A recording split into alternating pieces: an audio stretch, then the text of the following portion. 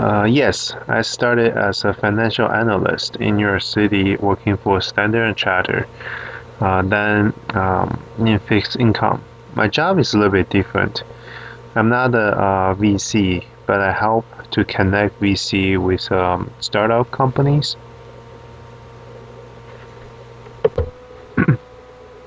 Like I said, I connect VCs with startups.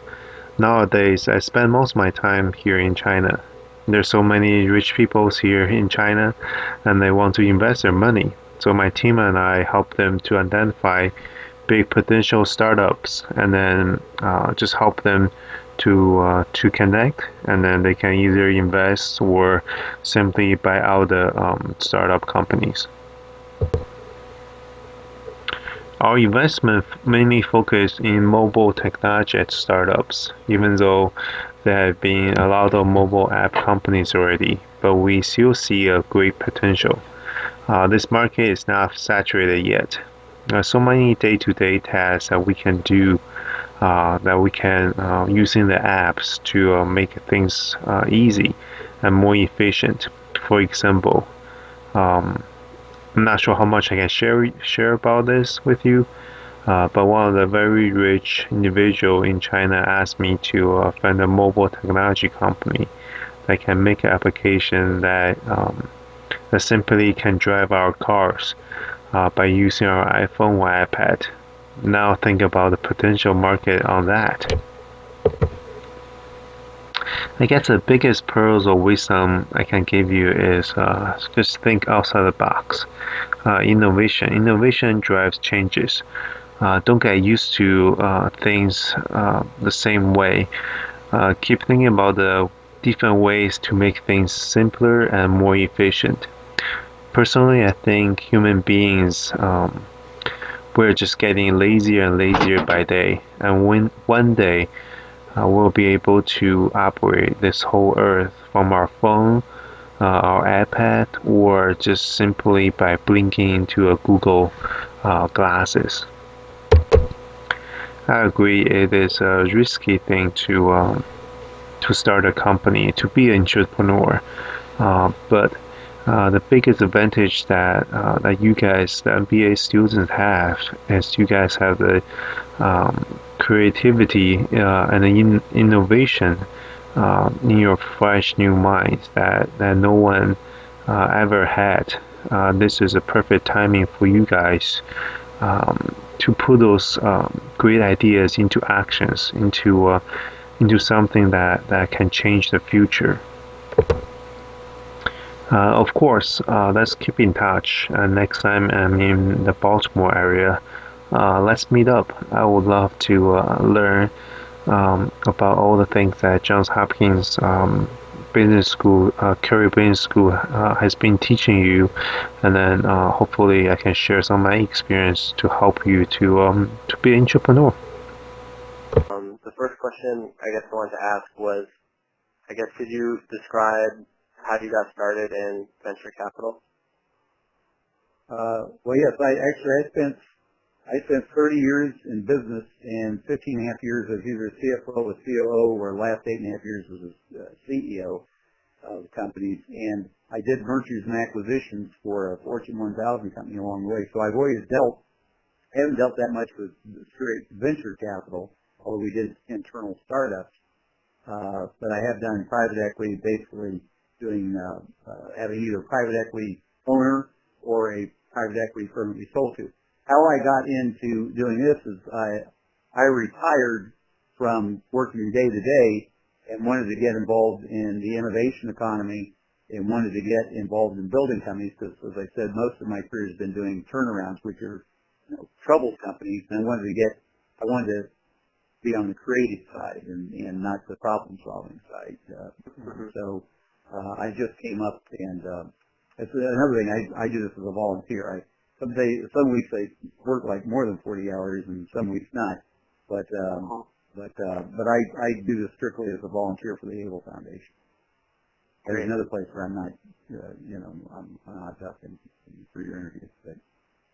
But I got involved in it because I've done a lot of M&A. I've done a lot of private equity. I've sourced deals for private equity, and I wanted to get more in the venture, in the business. So I've been doing this for almost 19 months now. Great. Okay. And what are the types of things that you're interested in investing right now? Well, in theory, we would look at anything that creates jobs in the city of Baltimore. But if you look at what Baltimore is strong in, we've made 8 investments so far. In fact, the one we looked at today was also in the same industry. We've made 8 investments, all have been in medical devices. So we generally look at things that play to some strength in the Baltimore economy. Because if you take Able money, you have to be in the city of Baltimore. So you either have to be here or relocate here. So there's another thing that's different.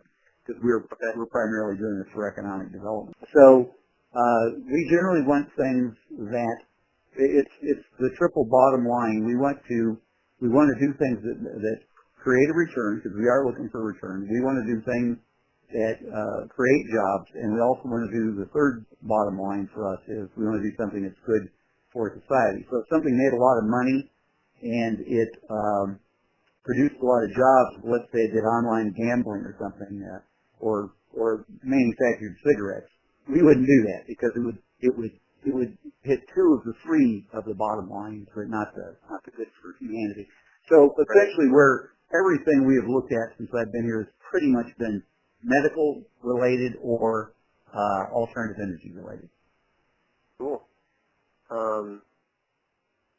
And do you have any sort of wisdom or advice or lessons that you've learned during your 18 months with the Able Foundation that you'd like to share with aspiring entrepreneurs and venture capital?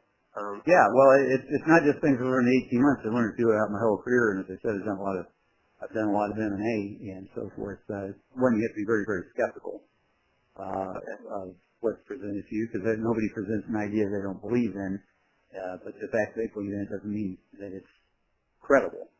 And so and there's a lot of ideas that are good ideas, but are not, they're not going to produce a return. They're infeasible for some reason, so they may have a lot of the elements there, but they're not strictly believable. When you I don't mean they're lying, but it's not credible if you look at whether the thing can actually produce the return and achieve the results that they want.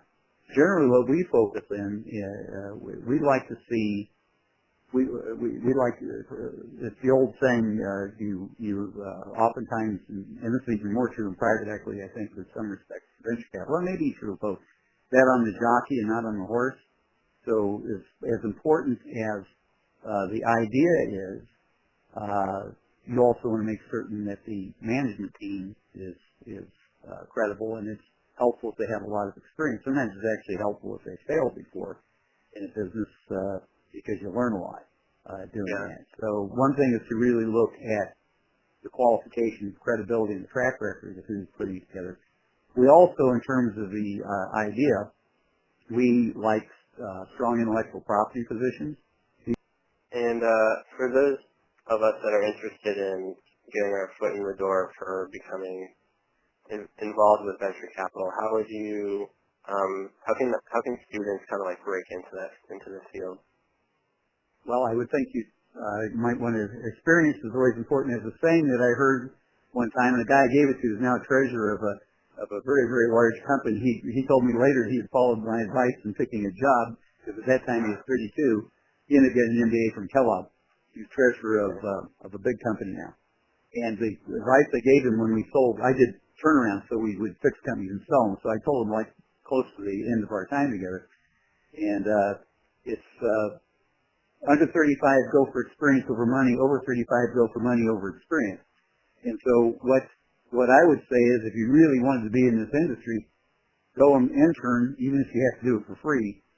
Don't volunteer necessarily do it for just get in the door and get experience. That would be my first advice. And you have a strong finance and modeling background, and you're already taking the entrepreneurial class. I don't know, you've got Kelvin Fu there, who has the private equity and venture capital club, and I know Kelvin, I would join that. A-Level Capital, which is it's the student-run venture capital arm. They don't have a lot of money, but they're doing it. You get some experience there, and just build up your interest on your resume.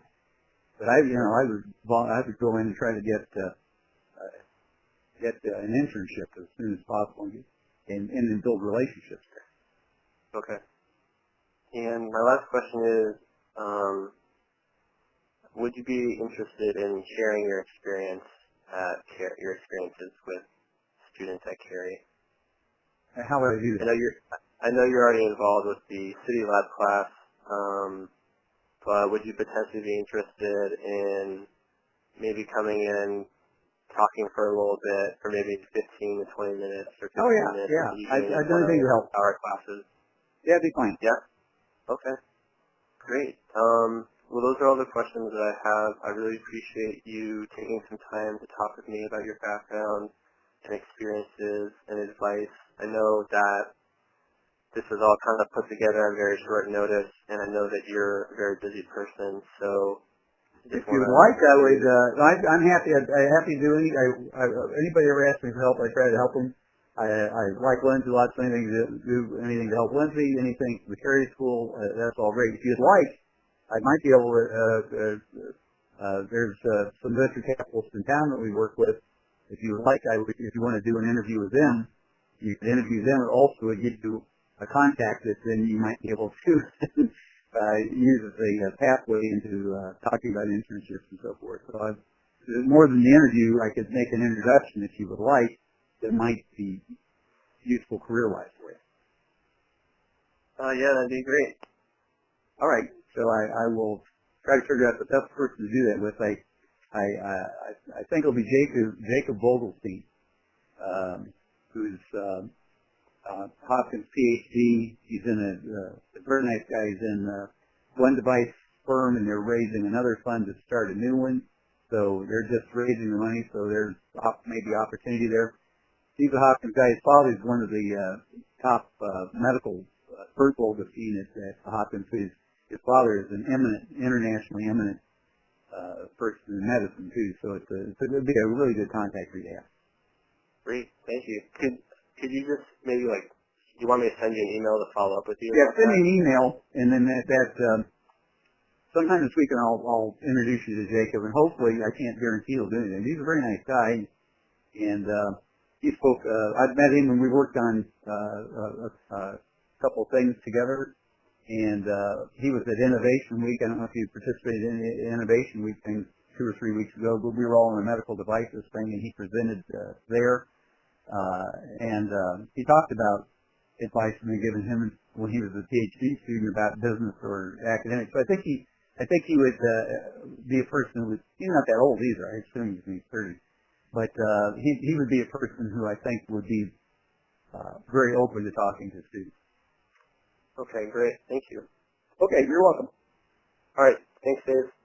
Talk to you later. Bye. Have a good weekend. All right. You too.